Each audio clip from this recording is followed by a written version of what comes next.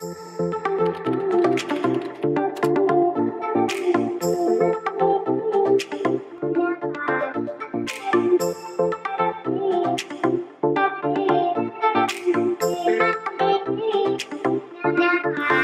au niveau du développement, nous avons l'étude détaillée.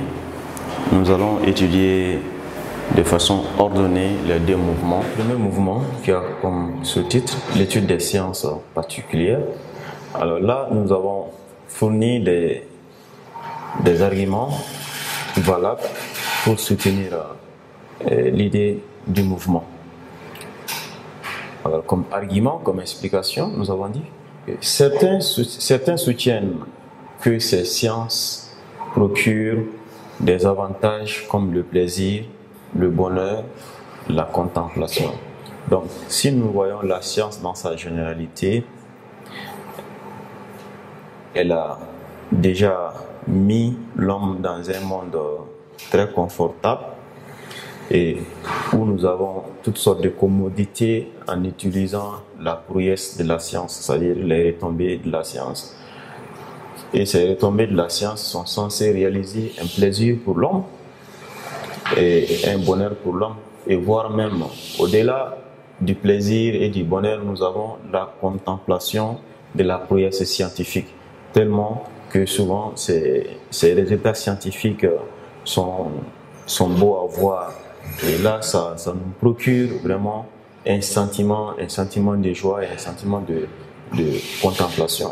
C'est-à-dire regarder la chose avec une certaine admiration.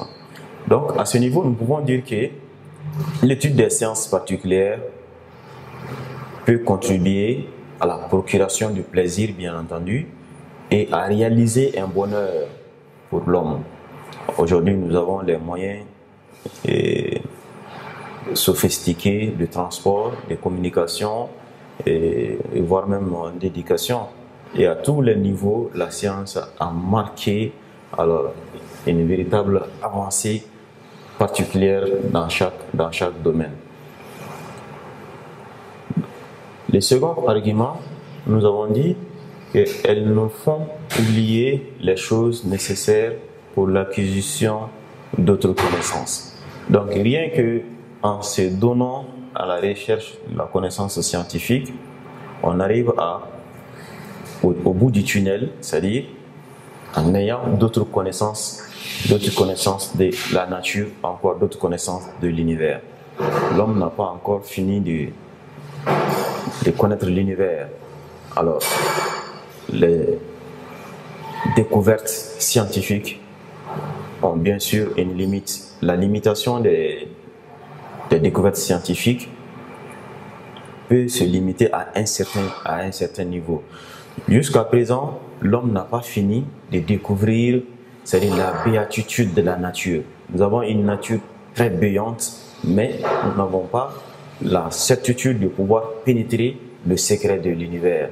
Donc l'homme, il est toujours à la quête, il est toujours à la recherche alors, des éventuelles situations ou encore des éventuels phénomènes qui ne sont pas connus aujourd'hui par le domaine de la science. Et donc la communauté scientifique est à pied d'œuvre pour réaliser alors l'existence ou encore l'état des choses, des phénomènes que nous n'avons pas encore connaissance. Donc ces choses paraissent pour utiles ou ces choses paraissent peu utiles ou ont peu d'intérêt souvent. Voilà. Dans le deuxième mouvement, on a comme sous-titre nécessité d'étudier les sciences. Alors, la nécessité d'étudier les sciences dans leur unité. L'argument qu'on a pu avancer, ici on a dit, il est plus facile d'apprendre toutes les sciences à la fois que d'en isoler une des autres. Donc ça montre la généralité de la science, la connaissance générale de la science ou encore l'épistémologie de la science.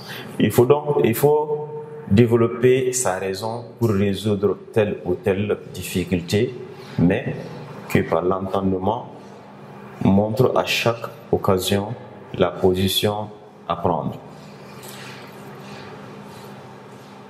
Alors, ce passage nous explique que, selon René Descartes, comme nous l'avons annoncé dans l'introduction, c'est son rationalisme, Descartes nous fait l'éloge d'une méthode. Une méthode que lui-même il a échafaudée, mais il ne tente pas, il n'a pas eu la vocation alors d'imposer sa méthode, comme il est dit dans le discours de la méthode. C'est-à-dire, mon dessein n'est pas d'imposer ma méthode, mais tout simplement, j'ai utilisé la méthode pour accéder à la connaissance des choses ou encore à la vérité. Donc c'est cette manière que Descartes préconise pour tout le monde d'ailleurs. Il les propose, mais il ne l'impose pas. Il n'impose pas sa méthode. Parce que lui, il a montré par quel moyen il est parvenu à accéder à la vérité ou encore à la connaissance du vrai. Parce que si nous voyons le parcours de René Descartes, dès son enfance, il a été au collège des Jésuites où il a bénéficié de l'enseignement scolastique, qui était un enseignement de fine Pâques. On recevait tout, mais on n'avait pas le droit de poser des questions. Donc, plus tard, Descartes va remettre en cause toutes ces connaissances-là qu'il avait assimilées au collège de la Flèche. Maintenant, il va rejeter automatiquement ces connaissances-là pour méditer, pour douter de tout. Et donc, dans ce cadre du doute, Descartes nous propose un doute méthodique, c'est-à-dire un doute qui ne dure pas trop longtemps, un doute qui dure durant un laps de temps. Parce que le doute, c'est synonyme de l'incertitude. Donc, quand on doute, ça veut dire qu'on manque d'évidence. Alors, qu'est-ce qu'il faut faire? Il faut chercher la vérité. Il faut aller vers l'évidence. Maintenant, pour aller vers l'évidence, la méthode serait en ce moment alors le chemin clair pour accéder à cette évidence-là.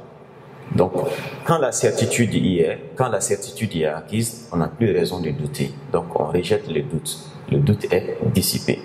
Donc, c'est pourquoi Descartes nous dit ici, dans son rationalisme, qu'il est plus facile d'apprendre toutes les sciences à la fois que d'en isoler une des autres. La preuve, c'est qu'il faut développer sa raison.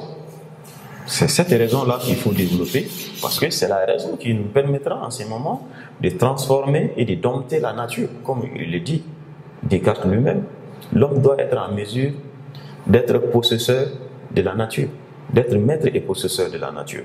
Donc, pour dompter la nature, il faut investir sa raison, et l'instigation de la raison est primordiale en ce moment, parce que la nature, parfois, elle est généreuse à l'égard de l'homme, et parfois, elle est hostile à l'égard de l'homme. Donc, si elle est généreuse, autant de profiter de cet aspect positif de la nature pour réaliser ce que nous appelons aujourd'hui les retombées de la science. Donc, la science ne vient pas d'ex nihilo, elle ne vient pas du néant. Elle est le fruit de la raison, elle est le fruit d'un raisonnement cohérent et logique. Donc, si la nature est hostile, qu'est-ce qu'il faut faire pour y vivre en harmonie avec cette nature-là? Bien entendu, il faut toujours accorder une place à la raison, parce que c'est la raison qui va vous permettre de réfléchir, de trouver des moyens techniques et mécaniques pour survivre ou encore pour réduire les dégâts des catastrophes naturelles. Donc, à ce niveau, on peut dire que la science, dans toute sa dimension, c'est-à-dire la science en général, est utile à l'homme. Donc, on peut apprendre les sciences, pas en isolant une seule.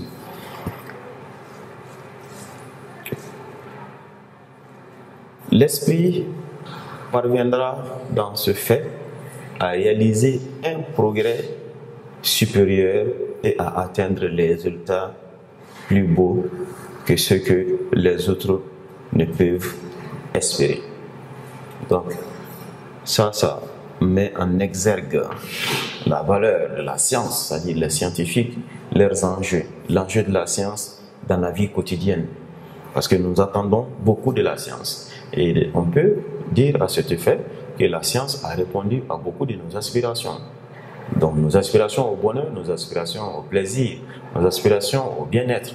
Donc la science quand même a contribué à réaliser un monde commode. Ce que les autres ne peuvent espérer. Voilà. Dans la recherche de la vérité, il ne faut pas choisir l'étude de quelques sciences particulières. Donc, une fois de plus, Descartes veut dire par là que dans la recherche de la vérité, il faut toujours